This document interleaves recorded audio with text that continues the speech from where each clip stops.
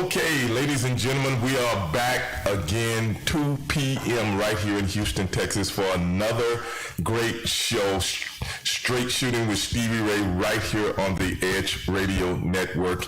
I am here today with my partner, Angel Corona. Angel, what is going on, brother? What is going on, Stevie Ray? You know, it's just another day in paradise, hanging with the big dog, Stevie Ray. Looks like we got a big weekend that we put behind us with a big fight, right? You know something? I think we did. Man. I think Masvidal talked a lot of stuff. Right, yeah. He talked a lot of stuff, and he couldn't back it up, man. Now he wants a rematch. Did you hear about this? Yeah, I mean, it's kind of funny how we kind of nailed it on the point. You know, we did say Kamaru Usman is going to dominate the fight. Well, you know, it's not a popular opinion, but right. I mean, everybody wants Jorge Masvidal, the loudmouth, the guy who showboats. You know, they want him to succeed. They want him to have success. But when you look at it from an athletic standpoint, it was a pretty obvious competition. It was one-sided. So yeah, I think so.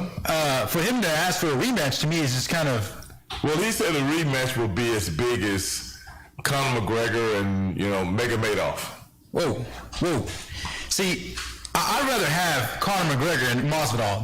They're both not champions. They're both coming off. McGregor's coming off a win. Masvidal's coming off a loss to the champion. Mm-hmm. I say those two guys beef it out, have a complete entertainment show.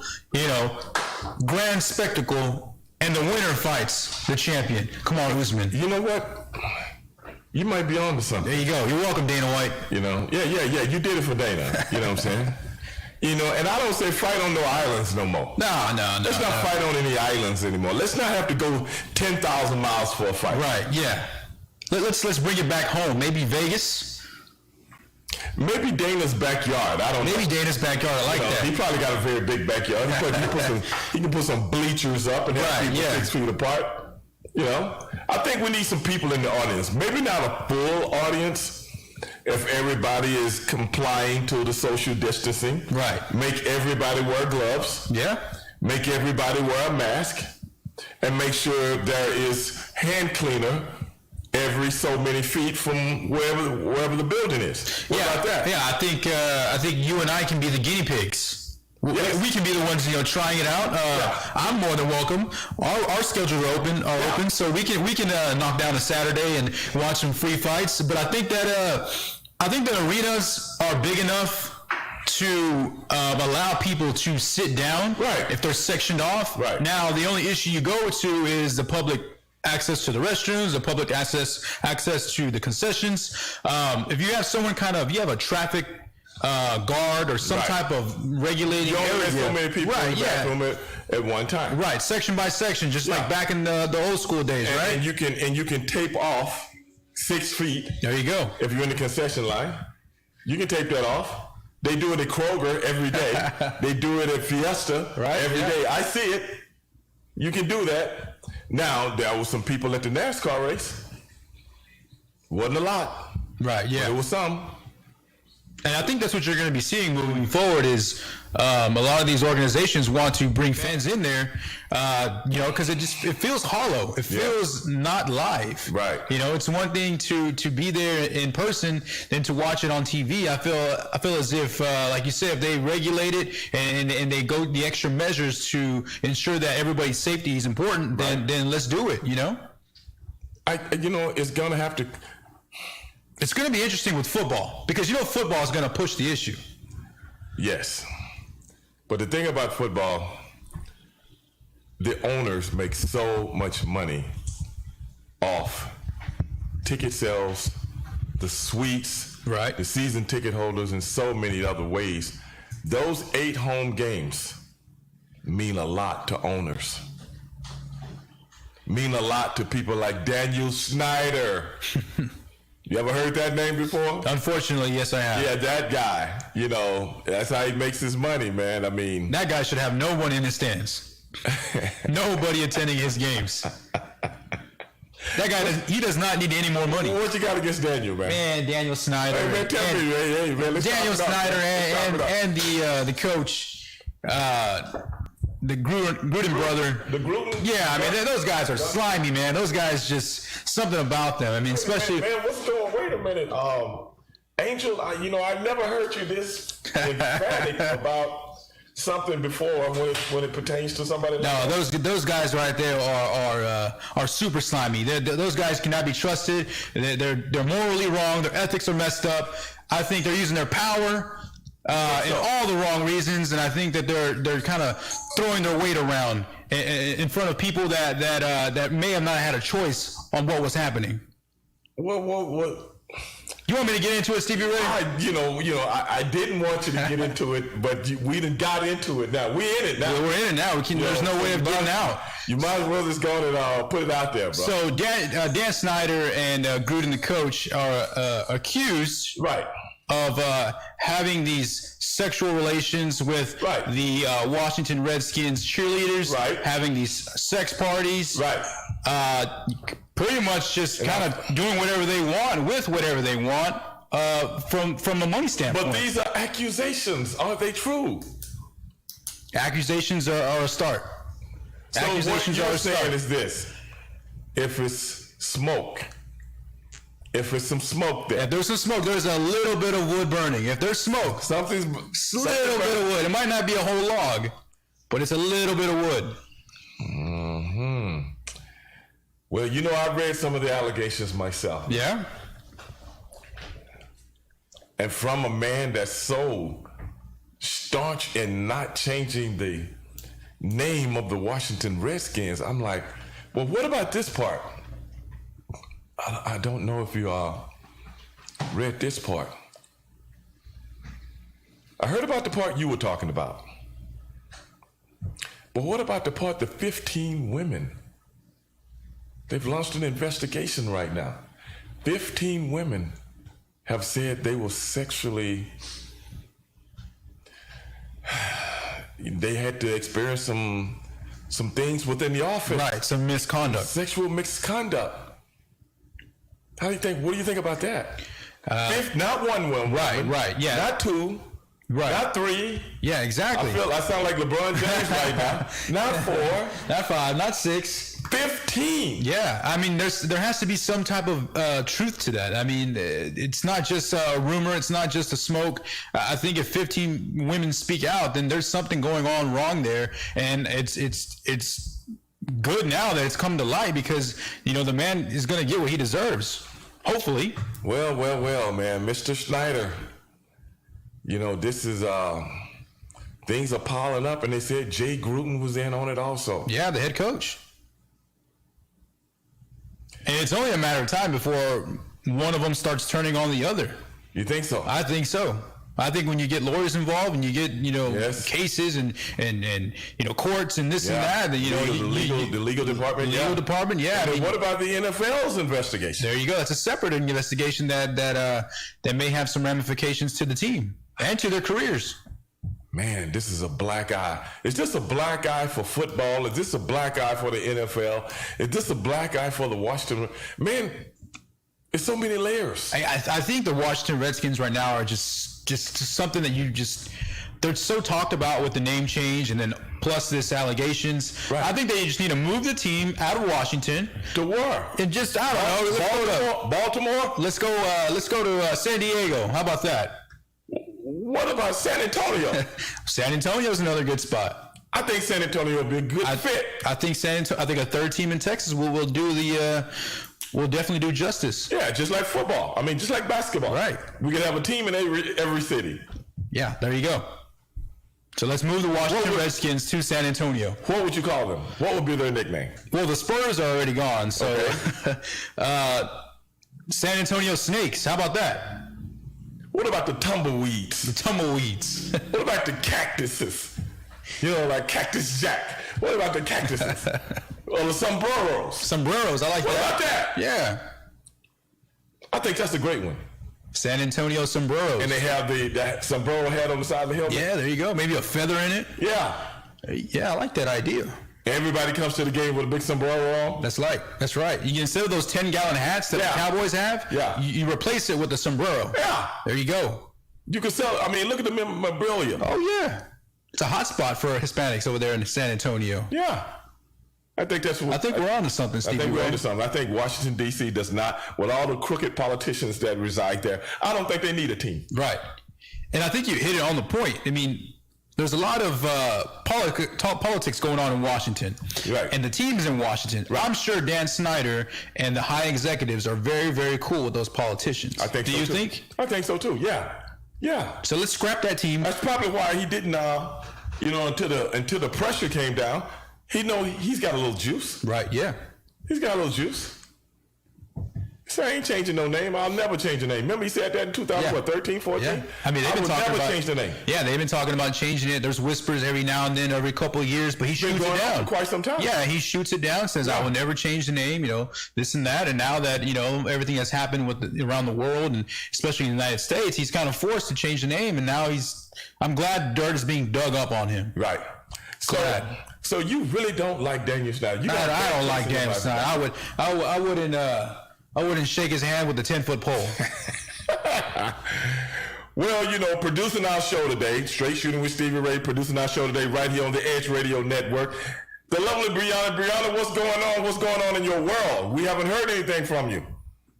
Nothing. It was had a flash storm, but that went away, so I'm good. A flash storm? I didn't get any. You know what? I did get about 5 minutes of weather. So I had to come outside. I went outside and I seen where, I heard the thunder. So I put the car cover on my car and my motorcycle. The most important thing, I don't want them to get wet. Because, I have to be looking good going down the road, really. You know what I'm saying? I got to look good. Okay, you know what? I'll hold on to the motorcycle, so No. You can't.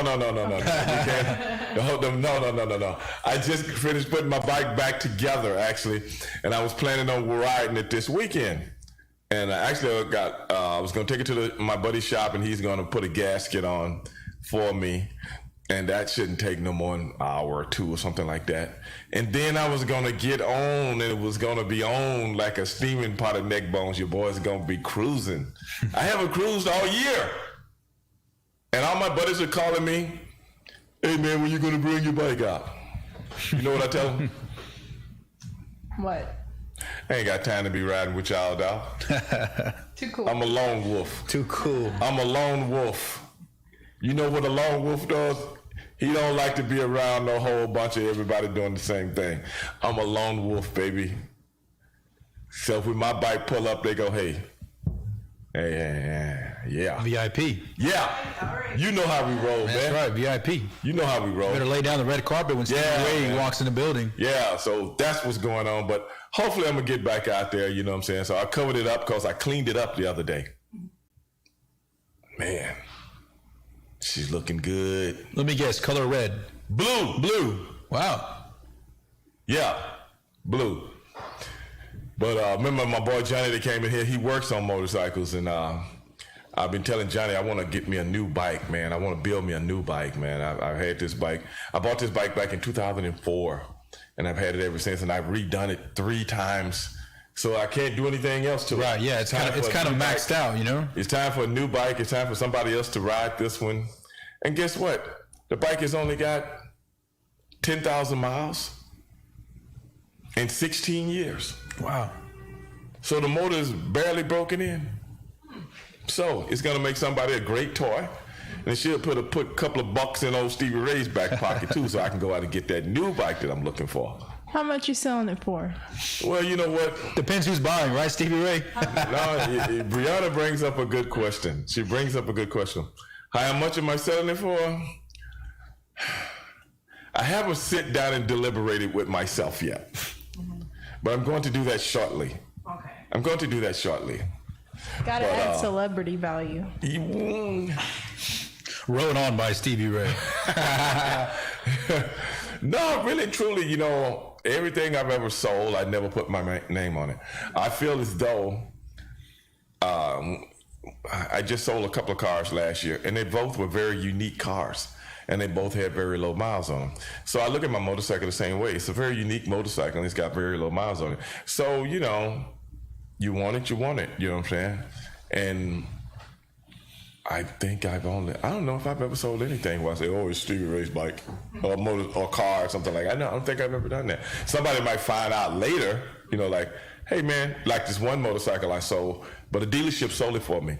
And the guy that bought it, and they told him, hey, this is Stevie Ray's bike. It was on consignment. But they didn't tell him till after he had brought the money from the bank, though, you know what I'm saying?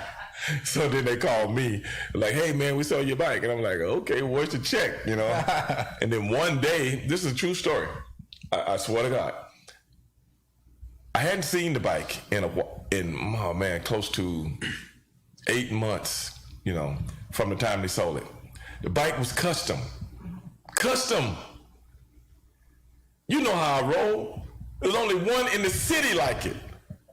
It was custom made by hand for Stevie Ray. They used to take this bike, the people that built it for me, they used to take this bike actually out to conventions, and they would put my picture by it, my NWO picture, because they built the bike for me. It was a promotional thing, and I only paid, the bike was like $29,000, right at $30,000. I only paid like $14,000 because it was a promotion deal. I paid cost.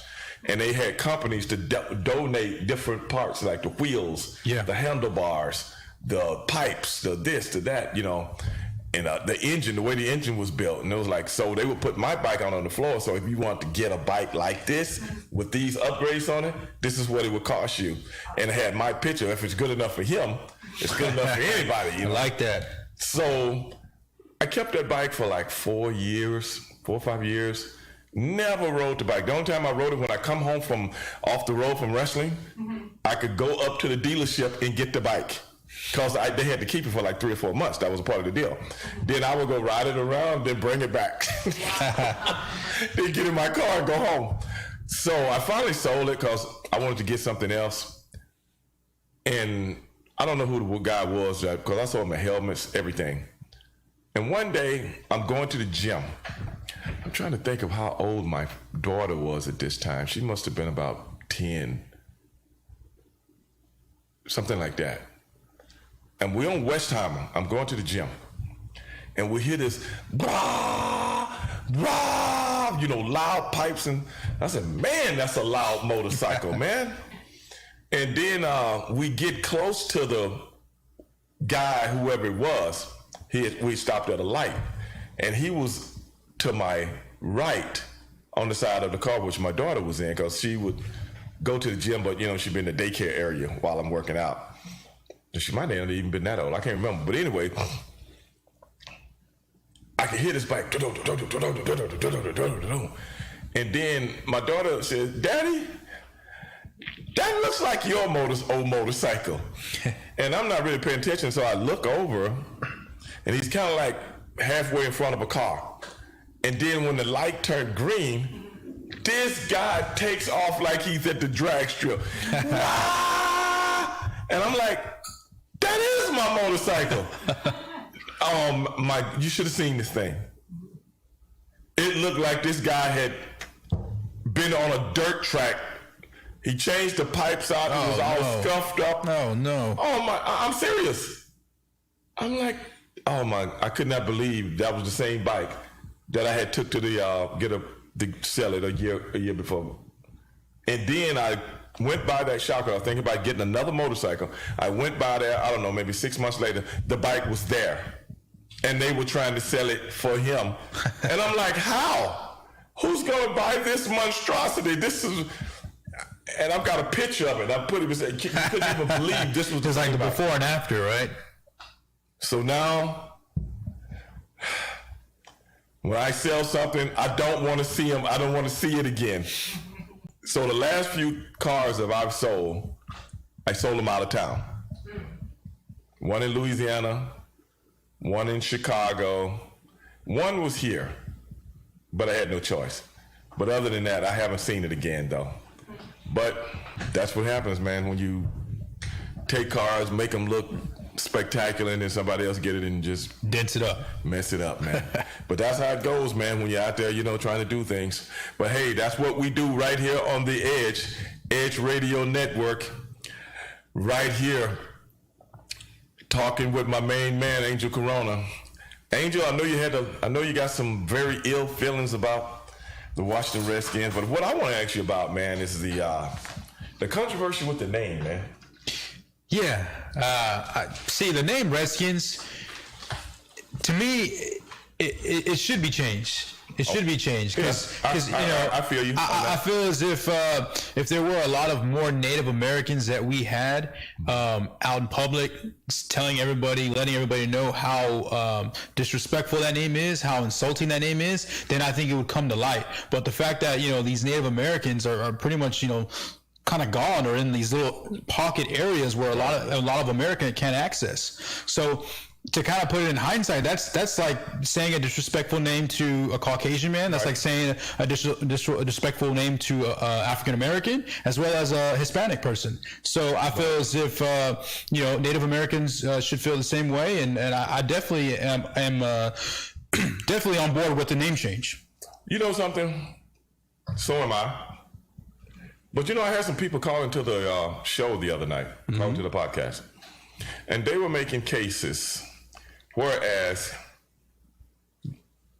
one guy said, I think we should hear more from the Native Americans. I think it's too many people talking for the Native Americans. Right. Which is kind of alluding to what you were just talking about. But this is my thing.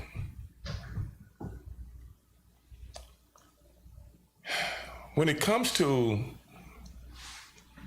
something being disrespectful, period, I don't need to tell you,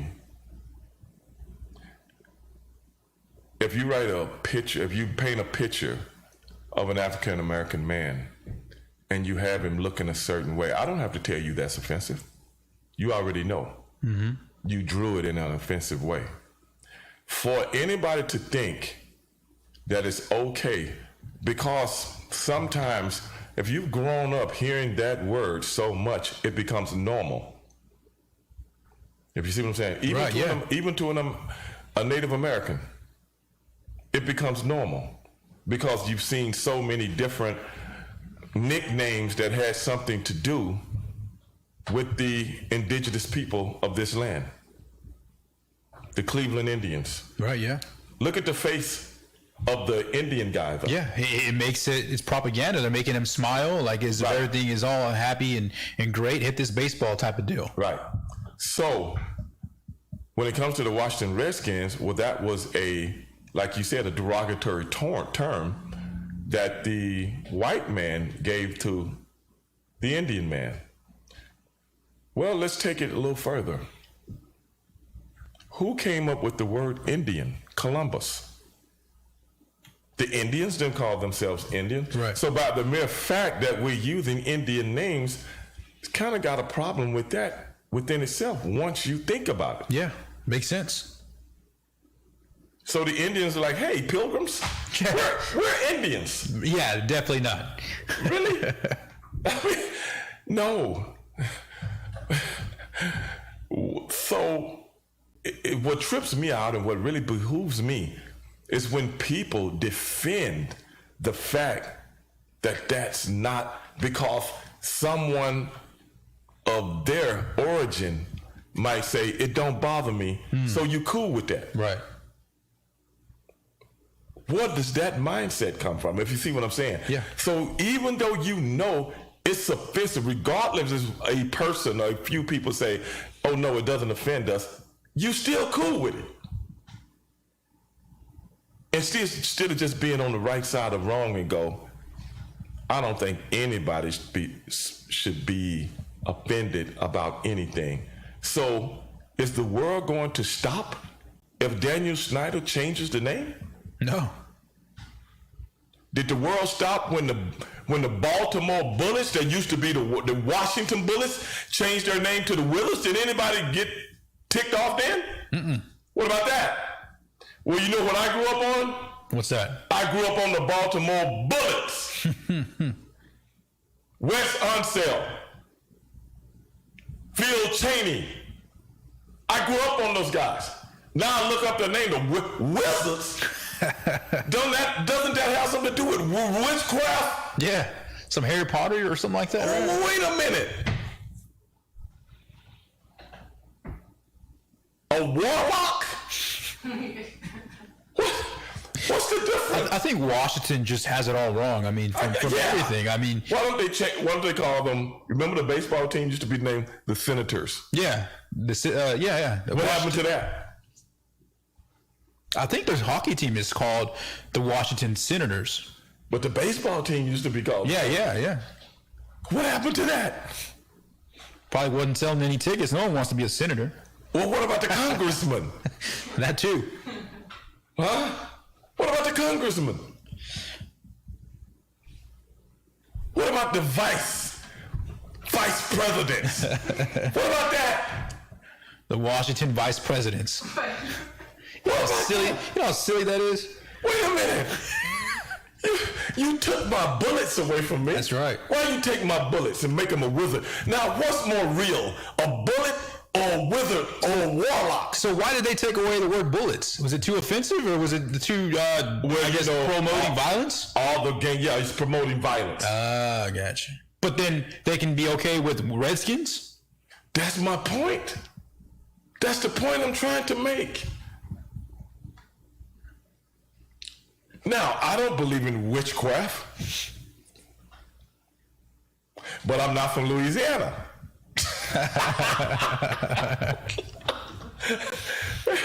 Well, maybe that's voodoo. Wait, is that the like same thing? Poking the doll or something, you know? Yeah. It's real? No. Brianna, are you from Louisiana? No. You got one of those pin dolls where you stick it out? You got a Stevie Ray, she bought at Walmart one of those Stevie Ray dolls, action figures, and she has a voodoo set right next to it. Yeah, maybe that's why I was having so much bad luck. You know, I was having a lot of bad luck, man. That's what happens when you have your own action figure. I can feel pain in my back sometimes. What's that? Somebody sticking me, man? I'm just saying. But I definitely think you're right about the name changes. I think if it's somewhat offensive, if it's going to offend anybody, I mean, there's so many animals out there you can pick from. There's water animals, there's sea animals, there's air animals. I mean, just make one up if you want to, but for sure pick something better than the Wizards as well. I like the Warriors. Warriors are good, yeah. That doesn't offend anybody. You can definitely play along with it. It kind of rolls off the tongue. Yeah. You know, the Texans were about to be named the Bulls. The Houston Bulls. It was about to be the Houston Bulls or the Houston Texans. How would you feel about the Houston Bulls? I like the Texans better. I like the Texans too. I think whenever you have a team in Texas, it's got to reflect the state. Like an Oiler. Yeah. Or the Misfits. but I'm just saying, one of the callers I called up, I said, well, he was saying, my wife is this and I'm 10% Indian and blah, blah, blah. And I understood his point. Then one caller called in, he was like, it's like the mob is, because the mob is at everybody. I'm like, well, who are you talking about the mob? I mean, the gang or whoever is making somebody do this.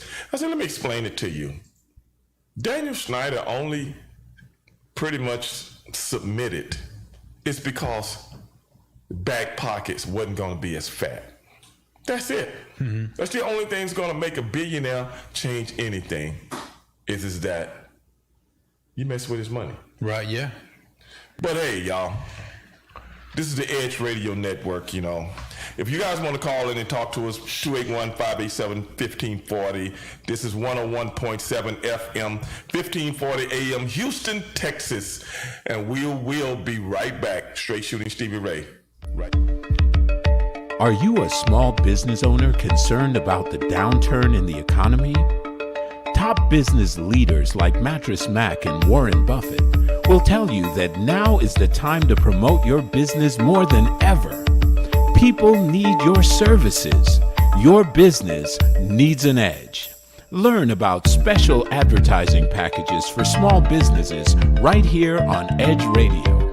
Find out more, give us a call at 281-744-0446. That's 281-744-0446. Edge, because truth still matters.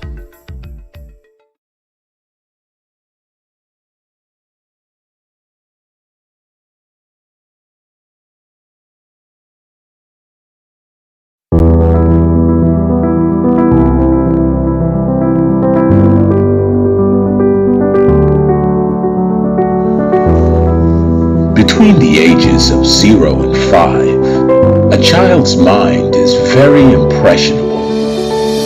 Researchers call it the theta brainwave. This low frequency is the state of consciousness between the conscious and subconscious worlds.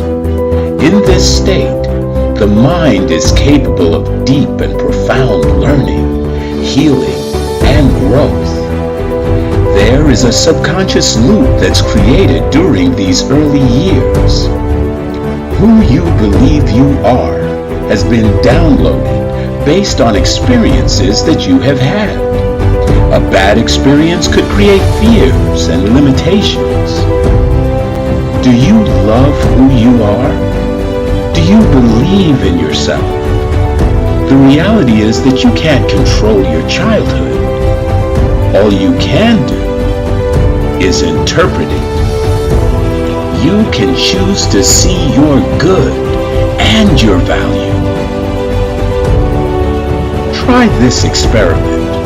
Project forward. See yourself at 80 years old. Now you have lived a lifetime. What advice would you have for your younger self? What risks would you have taken? What relationships would you have avoided? Did you celebrate life? Did you allow yourself to feel, to be present? Your 80-year-old self would tell you to not live in fear, to have faith that things will work out, that all you have to do is persist until you succeed. Your 80-year-old self would tell you to stay healthy, to take care of your body. And it would ultimately tell you to share your gifts with the world.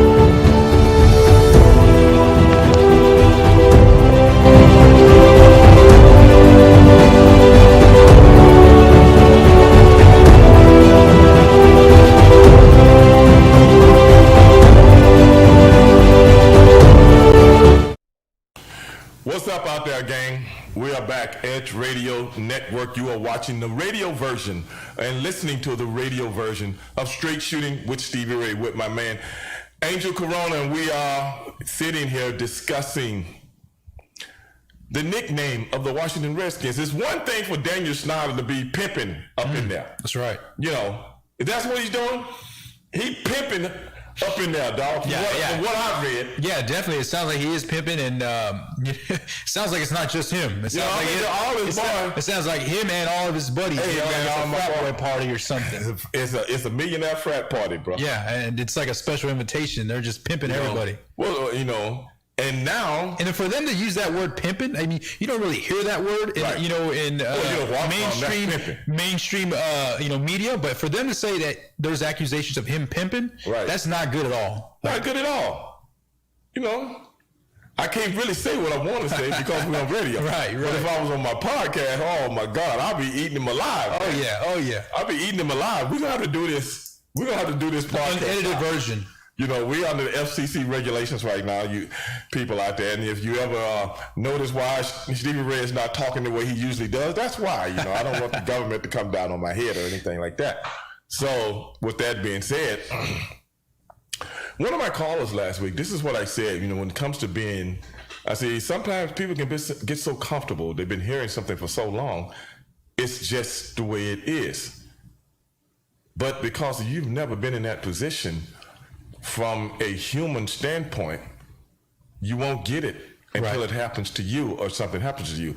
So what I told my listener was this: how would you feel if the Washington Redskins changed their name to the Washington Caucasians? And the logo on the side of their helmet would be a face depicting or similar to Shemp from the Three Stooges. See now you're hitting home, Stevie Ray. Now, I know. Yeah, We're the Caucasians, and on the side of our helmet is Shemp from the Three Stooges. Right after Mo just slapped I don't know what out of him. That's the face that we're going to see. How would you feel then?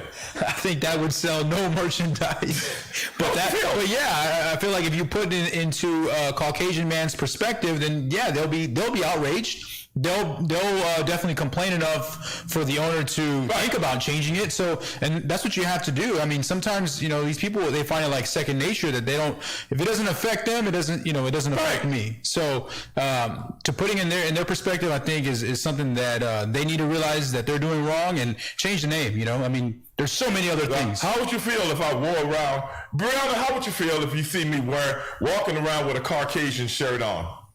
A shirt that said Caucasian, then I got Shemp's face on it. Looked like he just got slapped. How would you feel if I made some merchandise like that?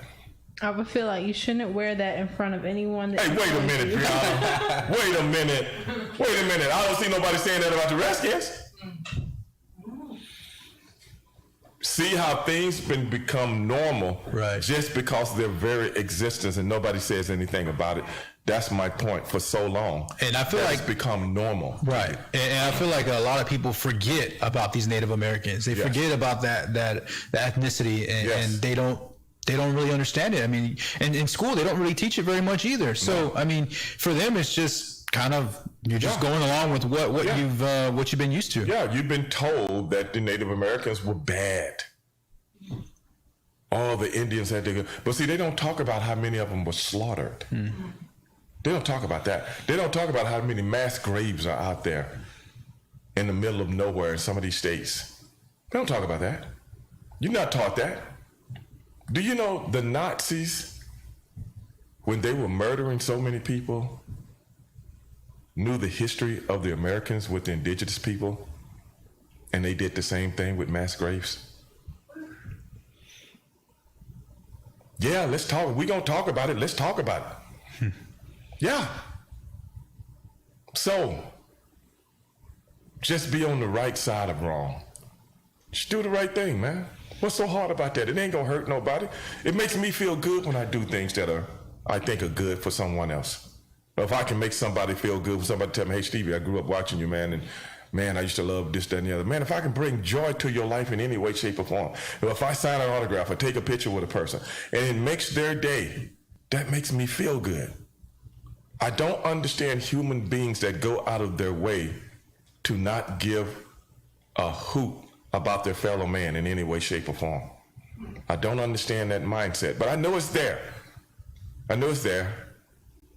But, they just been, so many things have been, entrenched in their heads for so long. That's just what they are. And they don't know change. They don't know feelings. They don't know anything about the uplifting of their fellow man. They just want to be on, when a government and propaganda can teach you that you are a part of what's right, even when you ain't got a pot to piss in and a window to throw it out of. Yeah, you still will go along with that because your mind is just that far gone. And that's what we see in this country on a daily basis. People don't want to talk about it. But you know who will talk about it? You know who? Me. I'll talk about it. I ain't got nothing to lose. I'm not afraid to lose my job and all these other things. I don't want to talk about it either. I was having a conversation. I have these conversations with my audience sometimes, and I think it's healthy to have. Dialogue is healthy. It's when we don't have dialogue when it's not healthy, because now people just listen to the people that have an agenda. And that's some of the things we're going to talk about today, man, because we got Miss Preeta Stallworth coming in today, and Dr. Preeta Stallworth, and she's going to be coming in talking about some educational things, and we're going to have a conversation about this coronavirus. Some of the things that I've been asking, Brianna. Some of the things that I have been researching, Brianna. Doing some hard data analysts, right? Some of the things that only your boy goes behind the scenes and brings it up to the masses. Some of the things that have been bothering me since day one that I don't have the answers for. And I need the answers. I think our guest will definitely enlighten those answers. No, she won't. She won't? No, she won't. She'll get closer to the subject? No, she won't. No? Man. She doesn't know the answers. I don't know if anybody knows the answers, but we'll get the dialogue. Right, yeah. That's what we do. That's why we're on the Edge Radio. Because we're on the edge. And they don't call this the world's most dangerous radio show for nothing. You know why they call it the world's most dangerous radio show? Because we're dangerous. It's that simple. It's 2 and 2. It's always 4. 2 and 2. That's what I'm telling you. What was that saying, Stevie Ray? Champions know champions? And game knows game. Here we go. You know the deal. Brother don't know the deal, man. I don't think she knows. All right, we'll get her a shirt, so she'll definitely walk around, and she'll have to explain how champions know champions, how she rolls with the big dog, Stevie Ray. That's right. We're training you. We're trying to get you right. Oscar Hines will never do it. He'll never do it. Only we can do it. Tell her, Angel. Yeah, I mean, you bring two of the baddest guys in the game, and you got the hottest show. We just getting started.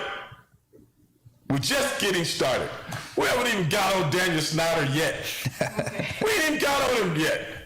Like we could really get on him. We could really get on him. But I don't want Angel to put the boost to him while he's down. So that's what we say in the wrestling business. Don't put You have to pull Angel off him because he put the boost to him right now. You know. What my boy Sexton just said, man. Possibly more has turned their backs on their fellow man and being fed hate from the media. Yeah, you're right about that, Ben. But that's what we talk about, man. Now, I don't know why people are so afraid that, everybody's like so afraid I'm going to lose what I got.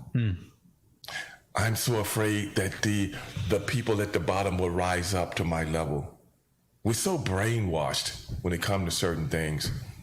Brianna, do you know I fear nothing and no man? Did you know that? I think it's enough to go around for everybody. I really do. It's enough to go around for everybody. You will always have your 1 to 5%ers, your 10%ers. You know what I'm saying? You will always have them. But I just want to understand why you don't want these people to come up. The more people got, the more the economy seems like it should thrive because people got more money to spend. And if everybody got more money to spend, they're more happy to spend their money. The ones at the top gonna get it all anyway. They'll find a way. They're gonna get it all anyway. So you can have your little old boat and your 2 little cars in the driveway, brother. Okay, you got it going on. But I own half a state. You did. I own half a state. And I still don't want you to have nothing. Does that make sense to you, bro? No, it doesn't. I mean, it's just kind of like playing Monopoly, They just want more and more cities, more and more map area. I don't get it. But, you give me a boat and 2 cars, I'm happy, Stevie Ray. I know you are. But I don't want you to have that. Right. Because you're going to influence more people. Right. And that takes away from me. Yeah. Setting the example. The person that has everything. I don't understand the mindset. Please, someone, please tell me, where does that mindset come from? I don't get it, bro. Yeah, I'm with you. I don't understand that. I've always, if you're on my team, we're winning. We're all going to win.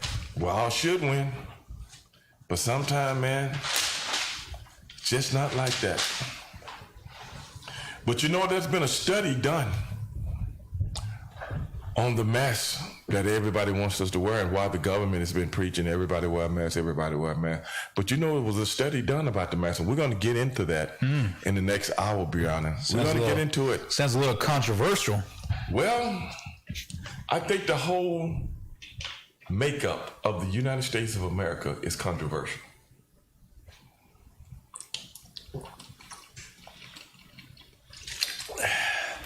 Yes. Yeah.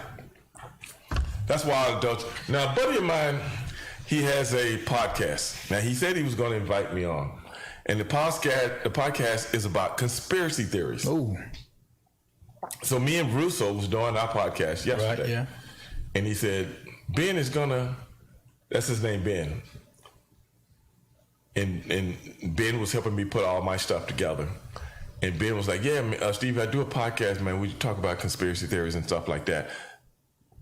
I'm gonna get you on the show. I haven't heard from him. Maybe you debunked his conspiracy theory already. No, I mean, no, I'm going with it. I'm going with him on it. So then Vince goes, he'll invite you on. Well, you know what I said? What? I don't want to be on there anymore. That's right. If you're not... I don't need him. I'm going to do my own conspiracy theory show. Yes. I don't need to be on someone else's show, some guest that I can do myself. Interesting. What about that? See, I'm all for you with conspiracies, but it's whenever some people start digging too deep about conspiracies, because I feel as if with conspiracies you can Google anything, anything, and you can go down a rabbit hole of conspiracies. Like why is the sky blue? You can find a conspiracy for why the sky is blue. Right. But there are some legit, very informative, concrete, evident conspiracies out there, and those are the ones that I'm willing to listen to. But there are some where people just make things up. Well, see, on the podcast that I used to do,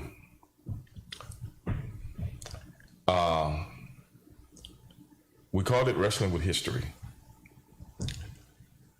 Now, that podcast nobody really heard because it wasn't distributed like it was promised to be. And that's why I don't do it anymore. But we had some good topics. And we had some good shows. But the thing is this. I chronicled conspiracy theories that people call conspiracy theories. Do you know that word, that phrase was never used in the American lexicon until the mid-60s after the JFK murder? Why is that? That's the first big conspiracy. Because nobody wanted the Warren Commission to be questioned. So if the Warren Commission is not questioned and people are coming up with different things that don't make sense, then how do you tell the government or the people in the government don't listen to them, come up with something? See what I'm saying? Yeah. That's where it came from. Now Ben is saying something that like I heard last night from the Hedge twins.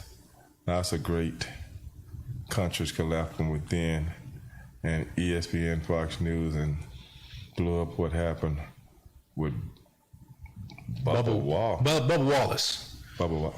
Wait a minute. Let me see what this is. Fox News, CNN blew up what happened with Bubba Wallace, the NASCAR driver. Okay, I'm not understanding exactly what do you get out of this? You say they blew it out. Well, let me tell you something. Whenever you're dealing with sports, and NASCAR is a big part of Americana, with everything that was happening with the social unrest in this country, and then someone reports that the one African-American NASCAR driver has a noose in his garage, how do you downplay that? Especially when you got the FBI involved. How do you not, with not a lot of sports news even going on, and everybody needs news, and NASCAR actually needs somebody to watch these races, how do you dumb that down? Please tell me how. Because I'm like this. If it's got the FBI involved, if it's got a noose involved, if it's got a black guy involved, if it's got a national televised situation involved, what do you want the news agencies to do? They ain't got a choice. Because when NASCAR puts out a press release, that's what you got to go with. In a situation like that, you can't blame the news agencies. We're just putting out what's somebody's told us to put out. Now, whether it was as big a deal as NASCAR made it, then you got to blame NASCAR. If they knew more than what they was telling the public. You don't blame the news agencies, especially when there's no news to talk about in sports. Right. Especially with civil unrest going on. Especially when a man that just got choked out on national television and killed in front of everybody. Tell me, how do you overplay something like that? How do you do that? Yeah, like you said, I think it was the perfect storm. I mean, there's a lot of things going on. I think, you definitely don't downplay that. No, 100%. So you talking about the FBI is involved with a noose, which could have meant, someone might try to assassinate this guy. Mm-hmm. But I seen a few years back, God rest her soul, when Anna Nicole Smith OD'd, and it was on TV for 2 months. Nothing against her, but it was on television every day. Then a trial with the kid. It was like a chapter book. Exactly. Every single day there was. I didn't hear anybody complain about it. But this situation here, the news overplayed it. Are you kidding me? So you rather hear about someone that OD that's already gone and they still trying to make money off it. You know why? I'll tell you the difference. Because there was so much news then. Mm-hmm. We got to do something to make people watch. People got to realize news is about what? Making money. Right. This ain't the old news in the old Walter Cronkite days when TV networks didn't make any money off the news. They make money off the news now. That's why they have to create it. That's why it's no sports even going on, and they just creating things. Oh, somebody tweeted this. Somebody said this. Just make up something. Oh, these guys in the bubble, in the basketball bubble, they said they shouldn't play. Well, the LeBron James guys say we should play. I mean, really? Right, yeah. People got to realize where they are and what the hell's going on. Because I'm going to give it to you straight. Serious business. I'm going to give it to you straight. So I would like to know what should have been done in a situation like that. NASCAR was just coming out. And not only that, do you know the Talladega race was their biggest race? They got more ratings off that race than all the other races they've done all year. Yeah. The one where the noose was found. Hey, baby, I pay PR people to to pump up the ratings, right? Hey, you better dig what I'm talking about here. Well, hey, it was a noose found in the garage. Now, what can I do with that? That's right. Take the ball and run. Yeah, well, let's put it in. It's a noose found in the black guy's garage. Oh, well, where is he? He's at his RV sleep. Right, yeah. Well, let's get him up. knock on his door at 2 o'clock in the morning. Bubba, you need to come to the office. Oh, what's going on? The president wants to see you. Yeah. He couldn't have just called him, hey, Bubba, we found a noose in the garage, baby. I'm going to put a little bit more security on you. Don't say nothing about it. Why he couldn't do that? Yeah, right? No, he called the FBI. They did an investigation. Yeah, I mean, everything. Call the FBI. Because I'm going to tell you something. If I'm your PR guy, I'm going to say, hey, call the FBI. You know why? That legitimized everything. Yeah, because the headlines tomorrow morning at 5 a.m., it's going to read. Yes. Bubba Wallace. Yeah. News found inside his garage. Now let's get this straight. The FBI couldn't protect John F. Kennedy. They couldn't protect Robert F. Kennedy. They couldn't even protect Martin Luther King. They couldn't even protect Reagan. Now, how they gonna protect him? Bubba Wallace, you got a chance? If I'm Bubba Wallace, you know what I say? I'm hopping in my car and I'm about to drive about 210 miles per hour and just see you guys later. If I'm Bubba Wallace, I'm getting out of town. I ain't coming back until y'all find out what the hell's going on. Wait a minute, bro. These people that let everybody get shot. And I'm out here on an open track. Yeah. And some sniper could be up there in the baguette, or whatever they call it. Those mountains? Well, a high-powered rifle, man. I mean, I'm just saying. But hey, you take advantage in this independent, in the media image that we got going on right now. I'm just saying. I'm not saying anybody was threatening Bubba Wallace. I'm just saying I wouldn't put it past some PR person taking something that was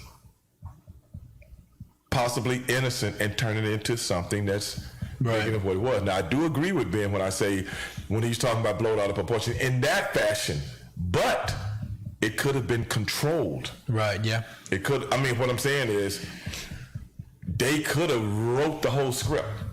And then they capitalized. I think the exclamation point was whenever they actually walked out all together. Right. All those drivers. Right. So, I mean, what was the talk of sports? What was talk of sports that week? Bubba Wallace. Bubba Wallace. And when the last time NASCAR has been the talk of sports? Probably. I mean, probably when Dale Earnhardt got killed that weekend. Boy, just took over the news. Right, and it was one day after another episode of NASCAR. Yeah. Now, hey, baby, you ain't got to. Old Stevie Ray don't know. Ray Dog don't know what he talking about. But you got to realize, brother, I come from the television business, and I know a lot of people that work in television. That's how it works. Now, I'm not saying that's what happened, but going back to our conspiracy theories, it kind of like dropped at the same time. Yeah, I mean, people were forced, like you said, they had a jump, a spike in the ratings with the big race. So, I mean, they definitely got the viewers that they wanted. Brother, did they get the viewers? Their numbers went up like nuts. And on top of that, Bubba Wallace had a great race. Yeah. It was a great story. He didn't win, and all the kids came out, and, Bubba. I'm like, wait a minute, bro. Who wrote this? Right. I seen a script. We're not going to let him win, but we're going to let him be close to winning. Maybe even lead a lap. Didn't they do the same thing a few years back? They did the same thing a few years back. See, you know I'm a NASCAR guy. You know I'm a racing guy. They can't put nothing over on me. What did they do a couple years ago? Well, it was more than a couple years ago. I'm trying to remember what year it was. Maybe like 11 or 12. When Dana Kirkpatrick, the female race driver, came to GoDaddy. Came to NASCAR. She sits on the pole at the Daytona 500.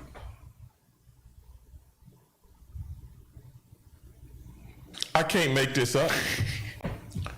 Dana Kirkpatrick couldn't sit on the pole if all the other drivers didn't even get in the car and drive that day. You ain't fooling me. You ain't fooling Ray Dog.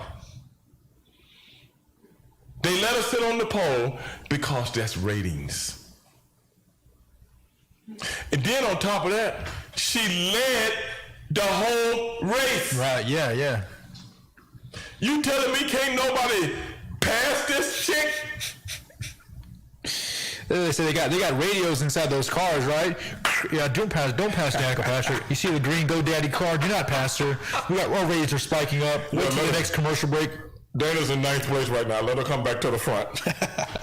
Scramble. Someone blow out a tire. Yeah. And then with hey Bandy. And then with a few laps to go, everybody passes her up. It's like she ran out of gas or something, right, Stevie? Because she just... I know what she ran out of. She ran out of talent that she never brought. That's what she ran out of. Yeah. But hey, ladies and gentlemen, we got to take another break here. And hopefully Miss Preeta Stallworth will be with us in a few minutes. And hey, you're listening to Straight Shooting with Stevie Ray right here on the Edge Radio Network. We'll be right back. Edge Radio Network, where we have conscious conversation. Edge is about love, relationships, and healing. Edge Radio is for everyone and about everyone. Edge is about working together. Edge Radio is about recreating a beautiful body. Edge is about community, synergy, and empowerment. Edge is about being kind, compassionate, and loving to all. And Edge Radio is about beauty and fashion. 各位观众 ，Edge Radio 是大家最好听的一个电台，不要忘记听哦。Yeah, I love Edge Radio. You can hear all about the topic and join us soon. Edge is about being on the edge and not jumping. Yes. When people stop talking to each other, society is on the edge. Let's bring them back. Edge Radio, because truth still matters. Been feeling a little edgy lately? Listen to Edge Radio. That'll push you over the top. 1540 AM and 101.7 FM.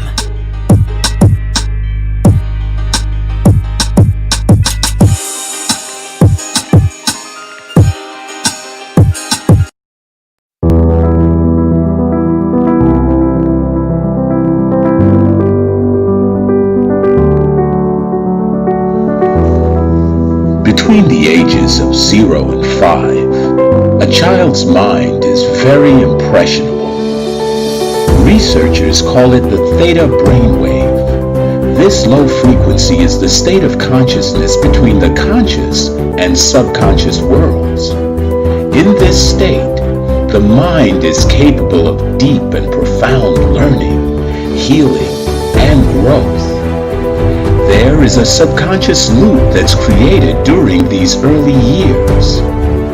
Who you believe you are has been downloaded based on experiences that you have had. A bad experience could create fears and limitations. Do you love who you are? Do you believe in yourself? The reality is that you can't control your childhood. All you can do is interpret it. You can choose to see your good and your value. Try this experiment. Project forward. See yourself at 80 years old. Now you have lived a lifetime. What advice would you have for your younger self? What risks would you have taken? What relationships would you have avoided? Did you celebrate life? Did you allow yourself to feel, to be present? Your 80-year-old self would tell you to not live in fear, to have faith that things will work out, that all you have to do is persist until you succeed. Your 80-year-old self would tell you to stay healthy, to take care of your body. And it would ultimately tell you to share your gifts with the world.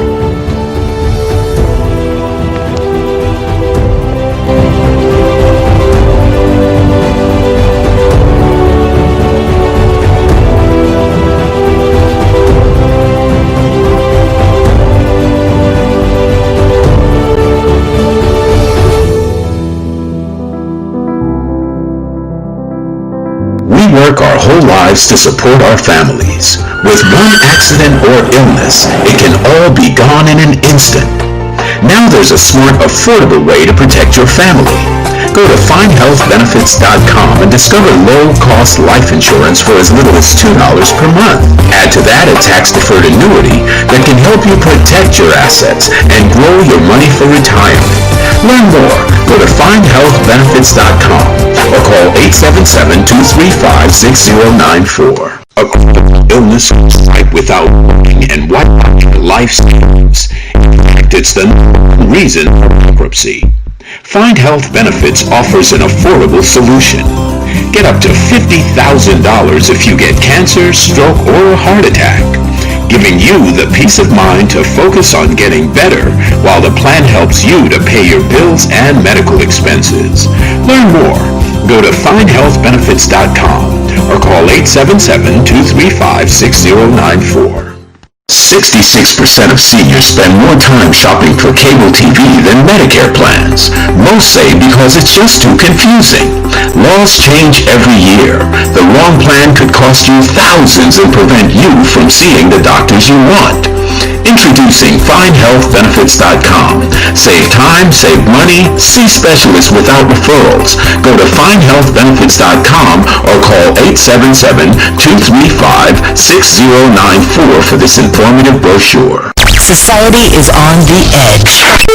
Let's bring them back. Edge Radio. Because truth still matters. We work our whole lives to support our families. With one accident or illness, it can all be gone in an instant. Now there's a smart, affordable way to protect your family.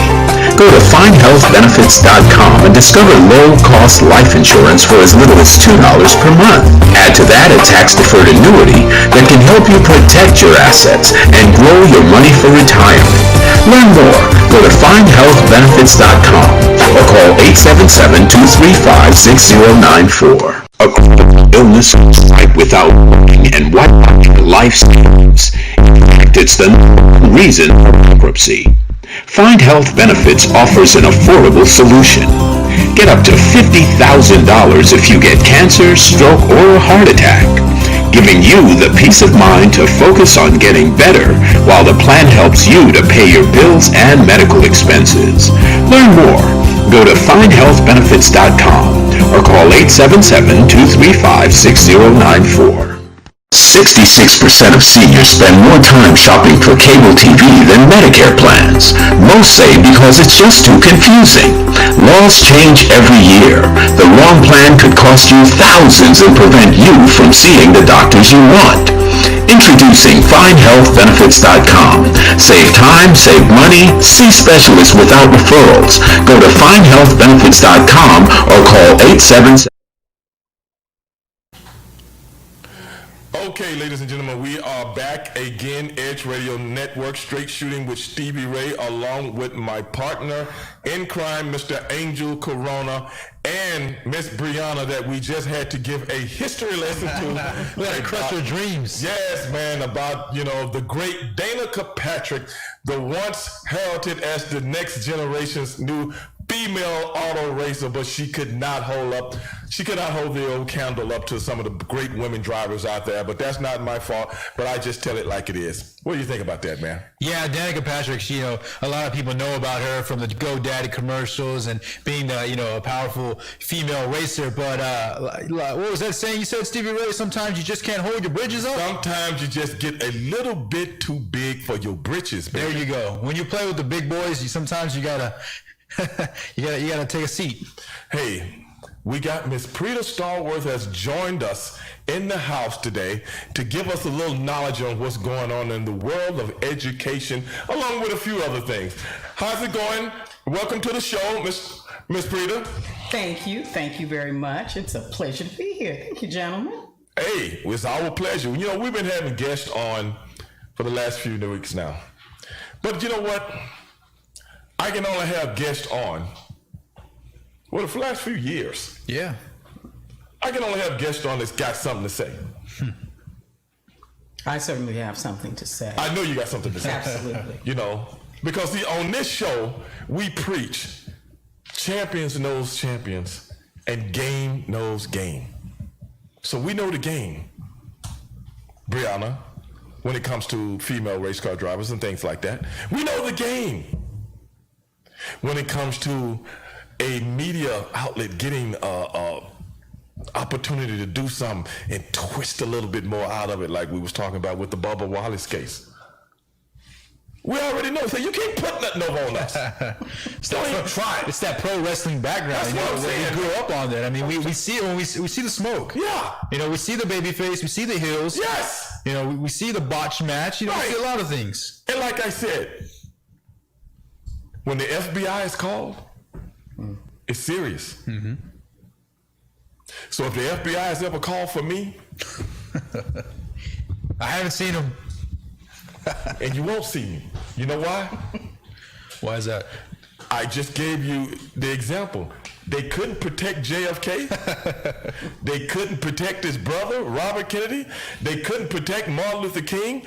Reagan just trying to wave at some people get shot in the ribs. Couldn't protect him.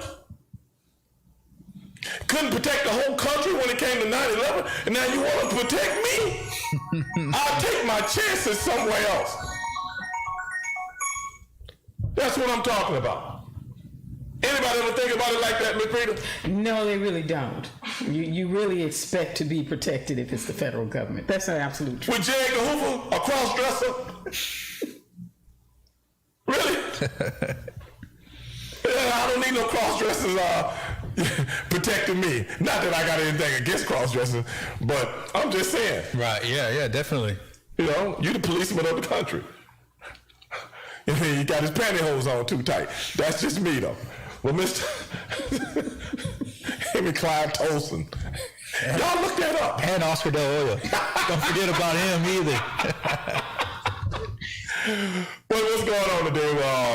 What's on the docket today? What are we going to discuss today? Well, we want to really talk about education and social distancing and what that actually means. We know that our HISD school district is now not going to open until September 8th, which is online only for 3 weeks. And then after 3 weeks, they'll see if we're ready to go back into the classroom. For Houston Community College, it's much easier for us. Our college utilizes about 25% of its capacity. So we actually have the capacity to open, to have classrooms 10 to 12 people. So it won't be the virtual classes for the Houston Community College? It will be both. You will have the option. You'll be virtual or blended or complete or in class. Remember, we do skills and trades, and some of our coursework requires you to have hands-on participation in order to get your certification. So our welding bays are actually already socially distanced. Right. You know, our HVAC bays are socially distanced.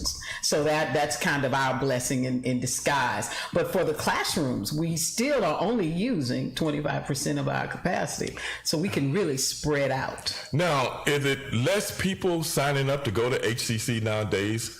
Or is it this pandemic is just keeping people from wanting to do extracurricular type education in college classes? Once upon a time, when I was on the board a long time ago, we had over 100,000 students easily. That was an easy number for us. Now, how long ago was that? 89 to 93. I was on people really wanted to be educated back in those days. Now nobody cares. Now everybody's forced to go to school, right? You better get a job or go to school. Yeah, what's the deal with that? Well, what you do is you make it interesting. For skills and trades, for example, expecting someone to go to school for 2 years for a skill or a trade is really difficult. Even a full year can be a challenge. Right. But we have 3 certificate level skills and trades. So every 9 weeks, you get another certificate. And about the time you get sick of it, you're done with it. And even when we do our certified nurse aid class, it's 4 hours a day, 4 days a week, 6 weeks done. Right. Well, you know, I was always interested in that as to, you know, how education goes up or goes down, just like the economy. But, you know, remember back in the late 80s, early 90s, the economy was different then. Now people have so much, especially with the virtual classes, so many classes that you can take online nowadays and get, you know, degrees or different kind of certificates for work programs. Does that kind of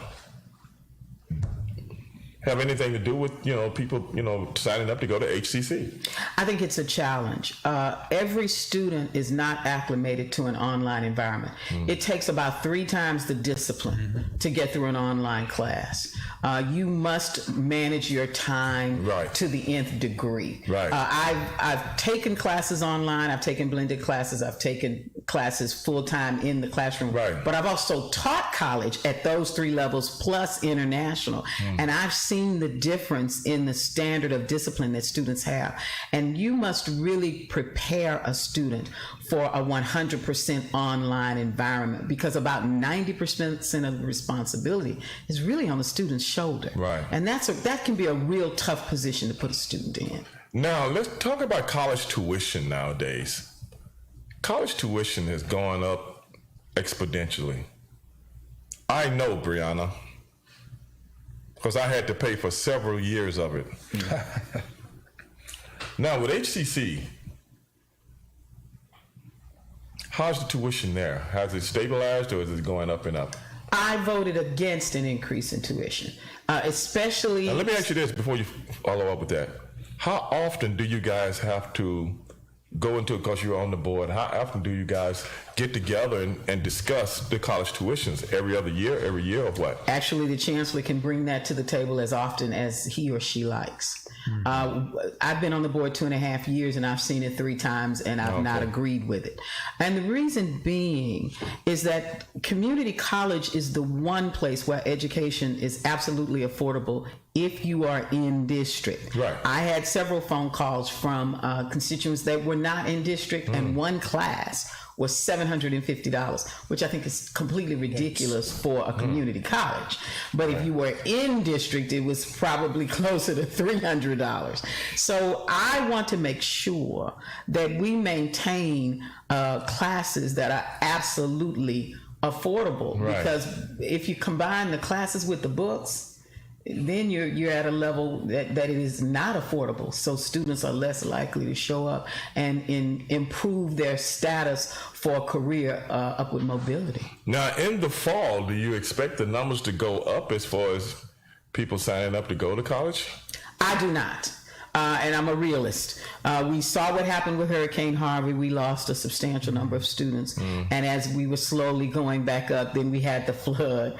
And as we were slowly going back up, now we've had the pandemic. So it's really tough when you're trying to figure out how to live. Education is probably not foremost on your list of things to pay for.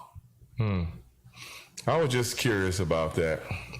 But when it comes to the social distancing that we're all experiencing right now, I've been social distancing for probably 25 years. I don't like get too close to anybody. So this ain't nothing new to me.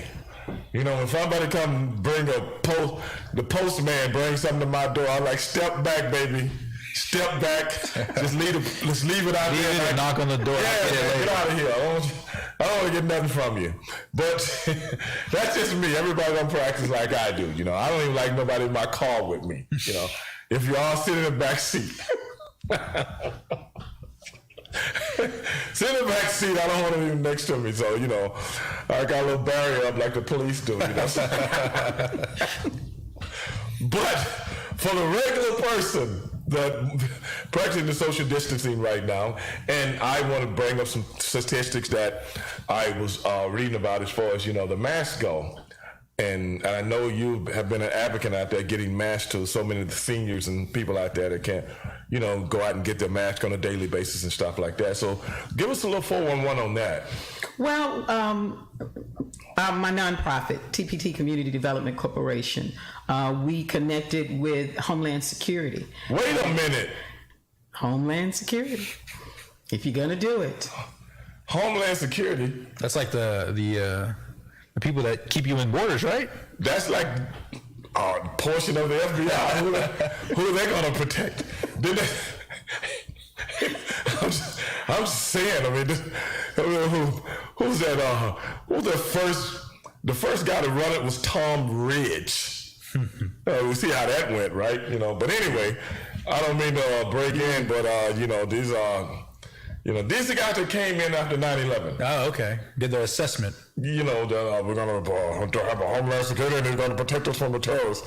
Oh, the guy that's driving 72 pickup trucks 10,000 miles away, yes. Who can't do that? Right. You give me that job. Hey, but how many terrorists we had since then? How many? Yeah. If it was caused by somebody we know, not somebody we don't know. But anyway, go ahead and finish. Well, we successfully distributed 300 boxes at 500 masks per box across the region, including small cities, small municipalities that no one was showing up. Goliad, Victoria, Barrett Station. I know. Yes. My daughter's kinfolk are down that way. Yes, because we knew that the mass needed to get out, and we knew we needed to create a different network. So we started with the churches and the organizations that we were familiar with, but each church only received 1 to 2 boxes if they were small and moderate sized church. For the larger churches that we knew had their boots on the ground in the community, those churches got several boxes and they successfully distributed. And then we went out to the smaller municipalities and the regions beyond the borders. Great. So, but we did get a mask that had a little more than the standard mask. We got the double layer cotton with silver and copper, which helps to inhibit the bacteria. So, and they're washable in wash and wear. So instead of the throwaway version, you had something you could hold on to. So they got a version you can throw away? No. Well, you're supposed to throw away. A lot of people do not, and they'll reuse it and reuse it. I thought some of the ones were reusable. Those are the washable ones, correct? Yeah, we did the cotton. We did the double layer cotton version. With the bacteria inhibitor, and that was a blessing because we have homebound seniors that could not get out, but have people coming in to visit, or people coming in for home health care, and they needed to be protected. So we're glad that we got it all done in under 30 days. Oh, that's great. That's great. So, one of our listeners has said, Ray Slater, hey, Tom Ridge is from my hometown, Erie, PA. I'm sorry about that, Ray. I'm really sorry about that. What a check that was earned. But, we'll be that as it may. I mean, that's great to be out in the community giving because, it's hard nowadays, what I've been saying is this, and I won't hold back.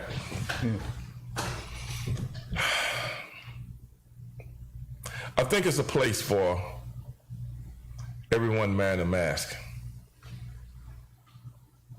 But what I have a problem with,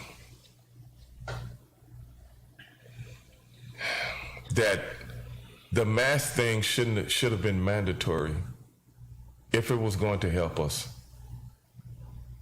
2-3 months ago. Because I've gone to Asian countries. I've been to Korea and I've been to Japan. And I'm on the subway. Everybody's got masks on. I know Godzilla done tore the place up 2-3 times, but what the hell's going on? One of the guys said, no, man, they don't want, to catch a cold. Right, yeah. Some germs from where? I had never seen that before in my life, man.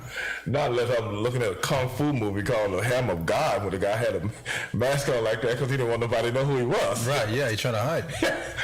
But then, those countries didn't have the pandemic breakout like we had here.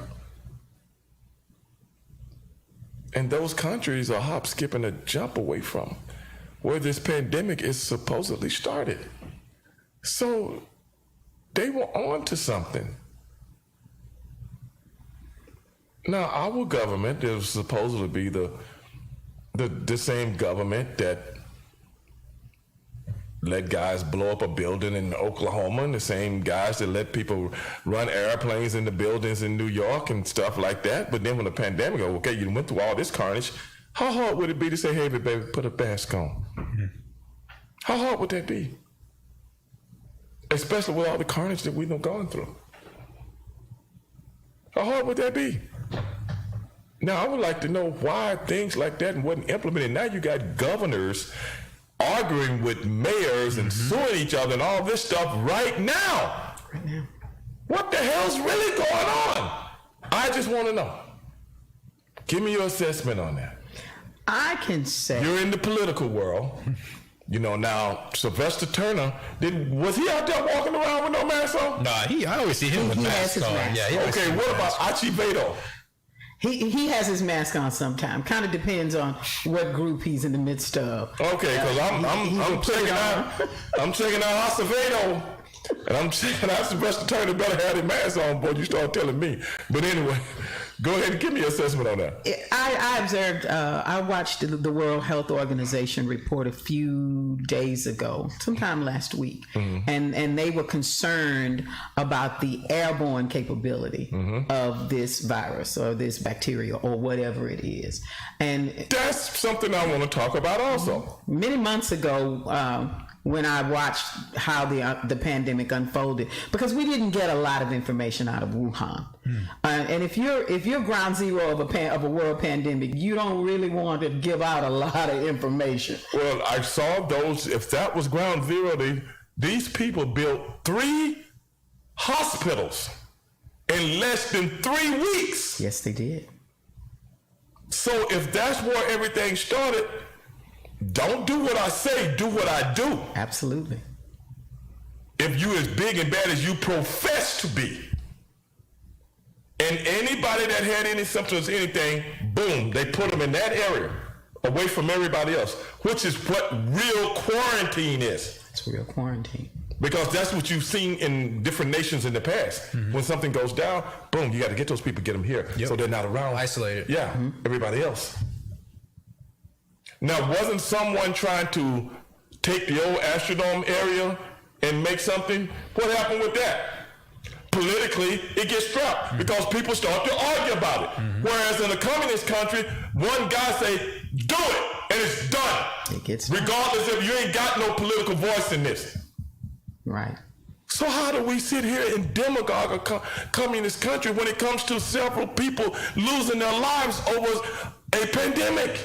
How does that happen? And there are some fundamental approaches. My point exactly. Fundamental approaches for people to take. And now that we're taking fundamental approaches, it's out of control.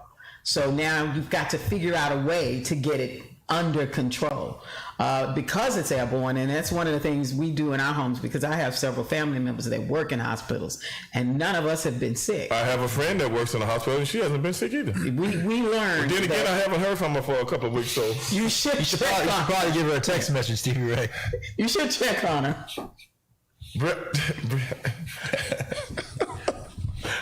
I better not speak too fast. I'll call it a break. But go ahead. But we not only do all of our cleaning, and we use an industrial strength cleaner in our homes, but we actually spray it through the ventilation system. No. Because if it is airborne, which the scientist in me certainly believes that, after observing how people were getting sick by areas and regions and the movement of the illness, the ventilation system is a key factor in the spread, not just hand to hand or hand to surface, right, or face to face. Right. It's airborne. And so we took that precaution as a family because we have too many of us that work in the hospitals. My daughter-in-law has to come home from a ground zero circumstance in the garage, take off her clothes, put them in the washer. My son gives her robe and she walks through the house straight to the shower and gets cleaned up, and then her kids can hug her. So clearly there's something she knew that she let us know about and said, take no chances. Right. If you're in this environment like I am for 8 hours a day, take no chances. Well, we got to take a break here in a minute. But the only thing I can say to that is this. The coronavirus has been around since 1935. 1935. So long this has been, it's 85 years. And if it's the same virus that was around that doctors and scientists identified way back then, 85 years ago, how does it morph into something else 85 years later? Because the diseases don't really morph. They pretty much say, we say all these Lysol and different things say, this kills corona. That's why it's on there, because it's something sitting on the surface. That's what you use these kind of products for, things that are sitting on the surface. Now, if it's airborne and if it's a virus, then it's not a virus anymore. And how did it mutate? I don't know. I've only known of one disease in the last 100 years that mutated into something else when it went to different places around the world. And that disease was called AIDS. And they don't want to admit it, but they found out many years ago that AIDS was created in a laboratory.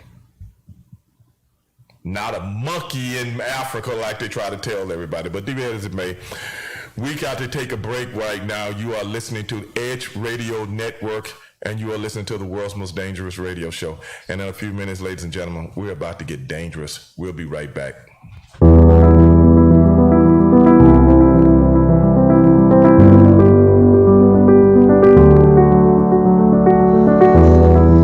Between the ages of 0 and 5, a child's mind is very impressionable. Researchers call it the theta brainwave. This low frequency is the state of consciousness between the conscious and subconscious worlds. In this state, the mind is capable of deep and profound learning, healing, and growth. There is a subconscious loop that's created during these early years. Who you believe you are has been downloaded based on experiences that you have had. A bad experience could create fears and limitations. Do you love who you are? Do you believe in yourself? The reality is that you can't control your childhood. All you can do is interpret it. You can choose to see your good and your value. Try this experiment. Project forward. See yourself at 80 years old. Now you have lived a lifetime. What advice would you have for your younger self? What risks would you have taken? What relationships would you have avoided? Did you celebrate life? Did you allow yourself to feel, to be present? Your 80-year-old self would tell you to not live in fear, to have faith that things will work out, that all you have to do is persist until you succeed. Your 80-year-old self would tell you to stay healthy, to take care of your body. And it would ultimately tell you to share your gifts with the world.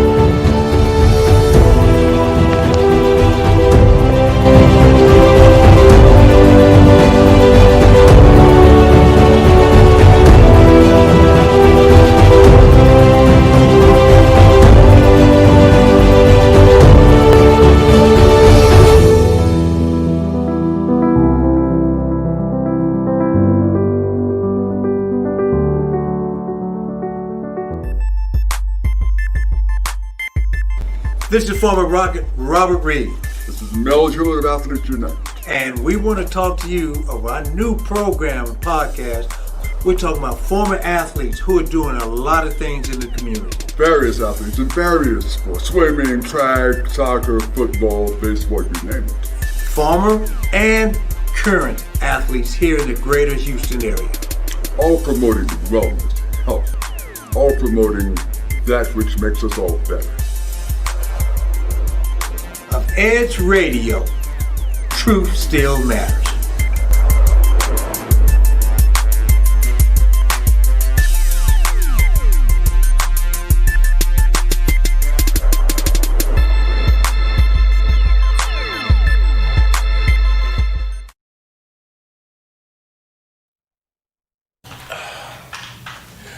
Okay, ladies and gentlemen, we are back right here on the Edge Radio Network. My name is Stevie Ray, and we are listening to the world's most dangerous radio show, Straight Shooting with Stevie Ray, with my partner in crime, Mr. Angel Corona. And in the house with us today, Miss Prita Stallworth from HCC. And she's been giving us a little education on some of the things that's going on with some of the social distancing that we are experiencing around the country, of which so much of it I don't understand. And This is where we talk about things like this. And this is what I think we're missing, that we're having the wrong dialogue. And I think that's on purpose. I think if we have the right dialogue, that's too much like right. Because you just said something about the administration dismantling something that should have been kept in place. But politically, I don't understand that. Doesn't make much sense. And what benefit does it do for an administration to dismantle something? And like I was just saying, that I seen Barack Obama, our former president, talk about a pandemic that may be on the horizon. I seen that crook Dr. Fauci talking about a pandemic also that's on the horizons, and several other people. So if they're not just talking for their health. Correct. I mean, that's something very, very serious. Because we had the SARS breakouts. We've had the Ebola breakouts. We had AIDS. AIDS was a virus also that attacked your immune system. But we know now AIDS was, created in a lab right here in the United States of America. But nobody wants to admit that. But it's been chronicled. Anybody can look it up. I'm not just saying this for my health. But these countries all over the world have almost, like I said, I had one of my followers the other night. One of my followers from Italy. We stay in touch a lot. And that was a place that was hit pretty bad. Yeah, but they're almost back to normal now. Yes, they are. Yes, because they figured out what to give the people. Now, if they can do it, do you know you can't do autopsies on people if they died of coronavirus? Now, why is that? And do you know the media is not talking about it? Why is that? I don't know. Because, Brianna, if something happens to me, I want you to make sure they give me an autopsy. I want you to make sure of it. I already know who did it. Yeah. What? Angel. I want to know what the hell is going on. If Stevie Ray's missing, they're going to be calling me. So I want to know what's going on, dog. I mean, wait. Hey, I'm sick around here. Somebody help me out here. Now, I've been reading these things. But what I also read an article in Italy where they did an autopsy on, I guess, a few people that had died of corona, and they seen what was happening inside the body as to why the body shut down the way it did. So they researched that, and they started giving certain people that were sick they knew what medicines to give them, what combinations. Not a vaccine, a combination, a cocktail, if you will, to different people. And boom, they're almost back. And like I said, one of my followers that I communicate with all the time, he just hit me up and told me this. Yesterday, or the day before yesterday. Well, I've been hit on the head with a few chairs. I can't remember the day, but it was either yesterday or the day before yesterday. And I was like, wow, man. Yeah. It's almost back to normal. And I was like, I wish it was like, no, what did I text? I texted him and said, brother, you have to realize something. This is the United States of America, and everything is political. That's what I wrote to him. And I think Italy had a very strong shutdown program with their cities. And I guess that's one question I want to ask you is, do you think Houston will be shut down? And if it is, how long do you foresee that to happen in order for us to benefit as a whole? I think we should have stayed shut down a little longer. I think we were almost there that first time around, and trying to open. I think we did open too soon, but I think this time it's going to take longer. But if you listen to what the experts have been saying, that's what I have a problem with. Now they were saying Memorial Day, everybody went out and had a good time. Well, I didn't go out and have no good time. I didn't either. How many people went out and had a good time on Memorial? I mean, this is a city a little over 6 million people. Mm-hmm. How many of them was out there partying? Because this is what people are telling me. Well, you know, Stevie Ray was partying. Well, if the pandemic starts to go up, how hard is it to ask a guy, hey, Mr. Corona, were you out partying Memorial Day when you just tested positive? Where you been? Right, yeah. No. Well, were you out protesting? No. Mark it down that he was one of those, regardless if he wants to. If that's what's going on, bro. I think so. Yeah, I don't know. What's going on. I think they link it to the protests and as well as they tried the beaches as well. Right. You know, the lakes, yeah. So I want to know what this coronavirus is. Where's he hiding? Where's he hiding? Is he hiding at the lake? I just want to know, is he hiding at the beaches? Remember the beaches? Yeah. Remember Galveston open up? Yeah. And then the protesters. So if someone gets sick, what would you ask them if you're the doctor? Where you been? Right. One of those three? I would like to know. Then we will be able to like chronicle everything and know where to put these people to keep them from infecting anyone else. Right, yeah. If they are infected. Well, did they go back to the neighborhoods and just start infecting everybody else? And I'm in the house? You know, I've been in the house. I'm in the house. Like I said, I don't take no, nobody can visit me. Only one person can visit me. It's your daughter. That's my daughter. That's it. And she better have a mask on. Matter of fact, I want her to have the whole hazmat suit. No, yeah, like radioactivity before she can come in the house. with the tanks on the back where she can breathe. I'm serious. I'm serious, man. Other than that, so she don't come over because I require too much to come in my house. Hey, but you know what they also say, and I know this for a fact. Staying in the house, when they told everybody to stay in the house, actually makes your immune system get weaker. It does not have to work. Your immune system does not have to work as hard. That's true. Right, that's true, yeah. Or be built up. Right. And you really need to work really hard to build your immune system up right now. That is the key piece. Do you hear that, Brianna? You don't hear that? Not. So my question is, if it's airborne, a lot of people go out running. You know, like what's the park right there, Memorial Park, or is it Herman Park? Both of them. Memorial Park. Right. So that's a lot of people, and you're breathing, you're sucking in and out of air, you're running, you're biking. I mean, should we be not doing those extracurricular activities as far as recreation? No, it doesn't. It doesn't stay in the air forever. And in most places, if you've been out to most, if a lot of people in close proximity. If you've been out in most parks that large, people are simply not that close to each other. Right. Yeah. That's why I don't go to parks. I'm serious. I don't go. You think I'm kidding, man? I do not want to be around people in this world, man.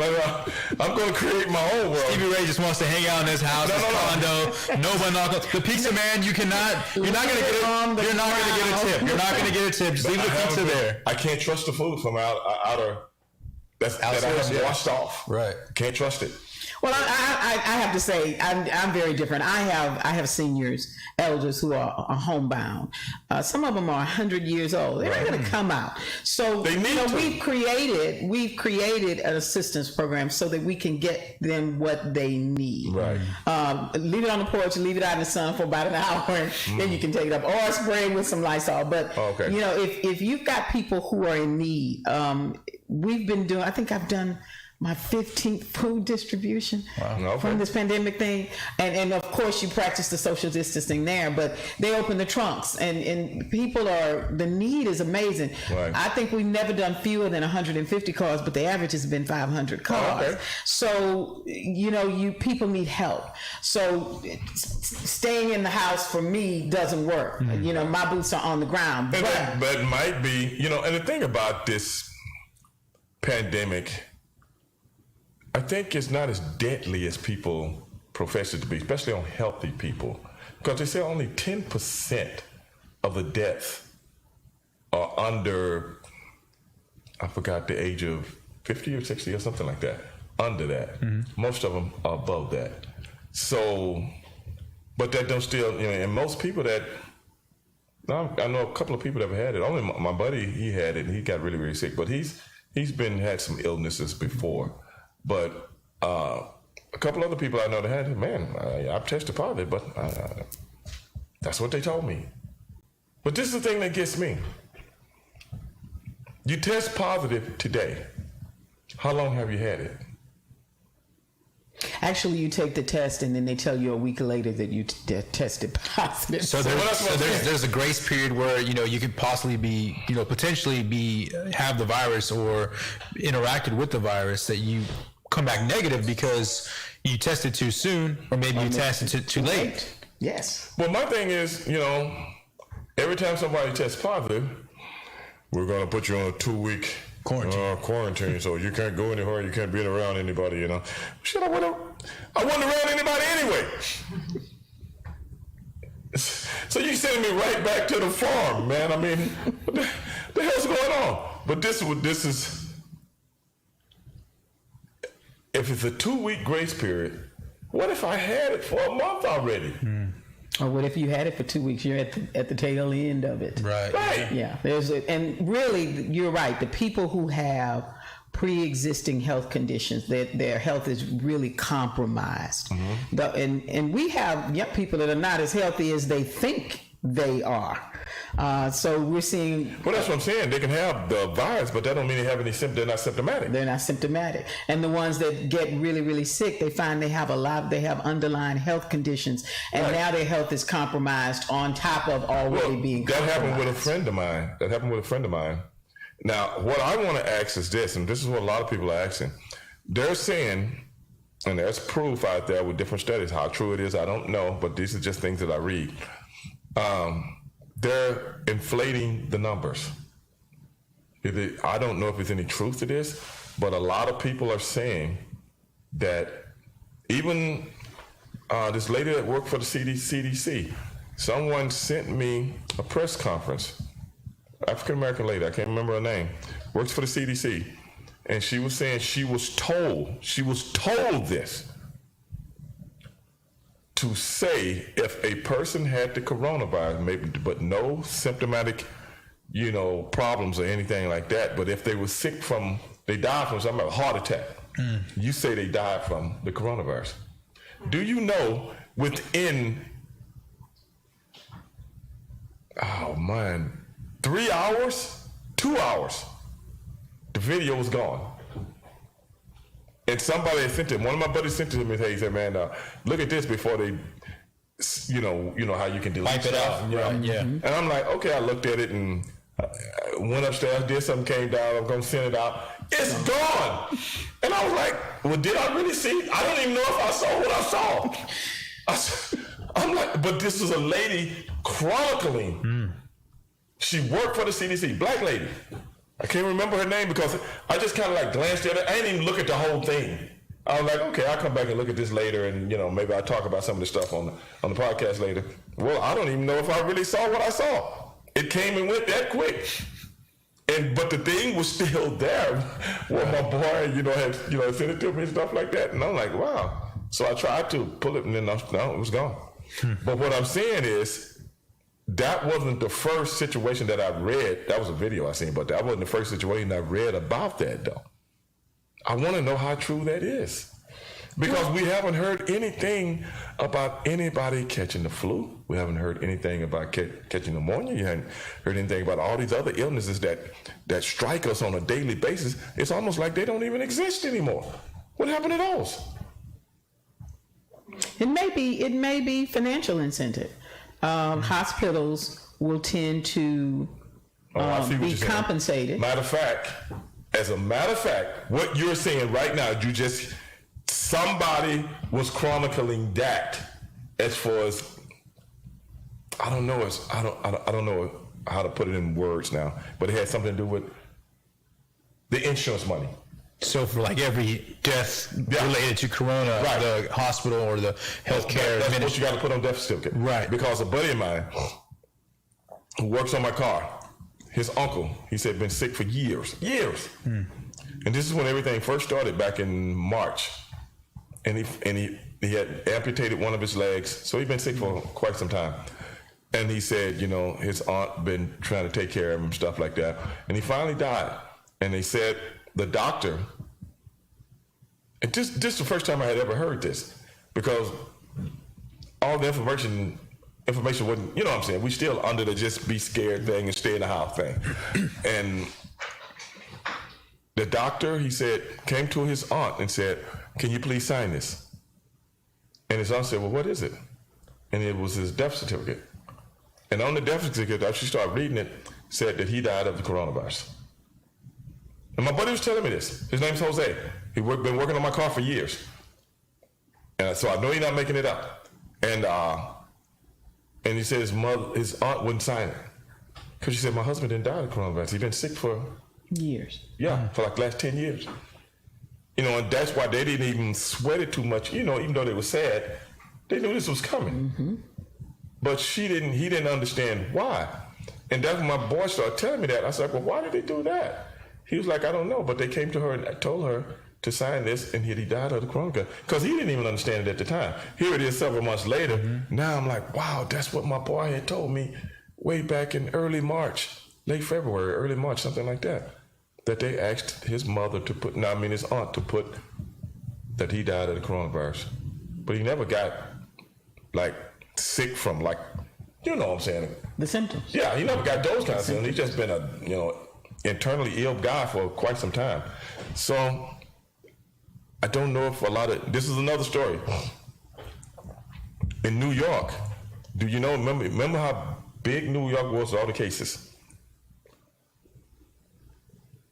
Do you know you had to get a thing from a doctor to go get tested? No free testing. No free fall testing like we have here in the city. You can find a free test somewhere in Houston, with or without insurance. Mm-hmm. Somewhere in this 627 square miles, right, you can find a free COVID test. Right. Well, this was back a couple of months ago. But he didn't understand how all these cases and numbers were so high. And so he was going to go down south because one of his family members were ill. He just wanted to go down south because I'm going to get on a plane. I want to know if I got the coronavirus before I go. Right, yeah. So he was on the phone for an hour and a half, trying to find somewhere to go, and everybody's telling him the same thing to the point where they just hang up in his face. Because he was like, "No, I just want to go." "Well, no, you got to go to your doctor first and get this, and then you can go somewhere and get this." You have to have symptoms. And I was like, "Wait a minend." Right. And he was like, "Kind of got to be on a deathbed. I'm just trying to get, well, how all these other people getting tested? What? Yeah. In New York, got about 15 million people. He was like, "Well, how other people?" He thought like you. I could just go to a place, get tested, run, and all. And so I'm like, wow, man. And the last story that I'm going to tell today, these are true stories. My friend goes to college with a doctor in New York. This is a true story. He wants to go get tested for the coronavirus. This is a couple of months ago. He goes to a buddy of his that he went to school with. He didn't go to medical school, but he and this guy have been friends for years. Guy works at a hospital. He's a doctor. He goes in and says, "Hey, man, I want to get a coronavirus test, man. Just for the hell of it." And his friend takes him in the office and says, "Look, man, maybe I shouldn't be saying this on, well, it's Facebook, who cares? What y'all know." But he says, the guy puts him off and say, "Look, bro, we don't really do tests here. But if you got the symptoms, I got to say, you got the coronavirus." He said, "We really ain't doing those, testing like that. Mm-hmm. So if you ain't got the symptoms or nothing like that," he said, "but if someone comes in, they got the symptoms and they sick or something like that, we automatically say they got the coronavirus." Now, I shouldn't be saying this on, but who cares? I didn't use any names. The names shall remain silent. But that's what he told me. And I was like, really? And maybe they just do things different up there, in New York. But he was saying that because he's like, all these medical hospitals supposed to have all these different people. He said, man, there was nobody in there when I went in there. And all these people supposed to be sick, you know, they were showing on the news, well, you know, the beds or this, that, and the other. And he said he goes in the thing and it's like, where's there? It's like a hospital. Like this building we just right, like a hollow hospital. Right. I was like, wow. So those are just things that just make me think. I don't know how true they are. I wasn't there. These are just some things that was told to me by two people that I know very, very, very well. So it makes me think what's really going on. And I was already saying, you know, I did. So this guy, you know, from the Truth Media was talking about the studies and facts of the mask. And he said these are facts. They did a study in 2009, 2010, 2012, 2016, 2017, 2019, 2020. That N95 mask, that's the best one. Mm-hmm. The N95 mask. Not the ones that I got, the ones that my daughter gave me. But I got a good one that I wear when I'm at the gym. Mm. Now, when I go to Walmart, I don't care too much, man. You know what I'm saying? I ain't getting close to nobody. But I wear my cheap one. But when I go to Walmart, I wear my good one. Yeah. I mean, I go to the gym, yeah, man. I don't know what people spewing in there, you know what I'm saying? Shouting, yelling, spitting, sweating. I mean, you name it. Who knows, bro? Right. You know, I got my nice one on, man. You know, it's got the... I'm about to get me a Pittsburgh Steelers one. But anyway, nice. Those tests were done on even the I-95. And what the guy was saying was that it's a big difference in the test, you know, to trying to prevent. And another test was also done in Hong Kong. You know, Hong Kong used to be a part of the British Commonwealth, but now it's a part of China. Mm-hmm. But still very lucrative, you know, place to be, very, you know, high stake place to be. Now, well, what they was talking about was how the cheap ones can hurt you from improper use of it, and how the difference is, they said sometimes if you have an illness, sometimes the N95 ones can actually, because it's stopping, you know, your breathing from coming out. Not the stuff that's coming in, but coming out to make you even sicker. Kind of like you're recycling your own sick air. Right. And and these were done in studies, several studies, and the last one was done this year. So I'm like, I've been in the gym. This has happened to me, and this is what they was talking about on the study, how people are starting to get headaches because you're not taking in the right amount of oxygen, Yeah. And that's happened to me. Yeah. Because, you know, when you're in the gym, you're huffing and puffing. And I'm like, I got this match. I'm like, damn, what? You know, so when I got in my car one day, I had to sit there for a few minutes. This is before I really got used to wearing it every day. Mm-hmm. I had to sit in my car for a few minutes because I was like kind of lightheaded. Right, yeah. Low oxygen in your bloodstream. Right, exactly. So if that happened to me, and anybody knows this, I'm almost superhuman. I don't even get sick. I've only been sick twice in the last 20 years. And that was my own fault. If I was taking precautions, that's because I was pushing myself to the limit, you know? And I got sick a couple of times. But without even medicine, my body just warded it off, you know? I'm serious. That's what happened. This is a true story, man. But this thing, man, you know the last time I've been dizzy? Probably when I got hit with a chair in the ring. And I'm sitting in my car like lightheaded. Yeah. So, with all that being said, Ms. Period, I'll let you carry it up and let us take it home.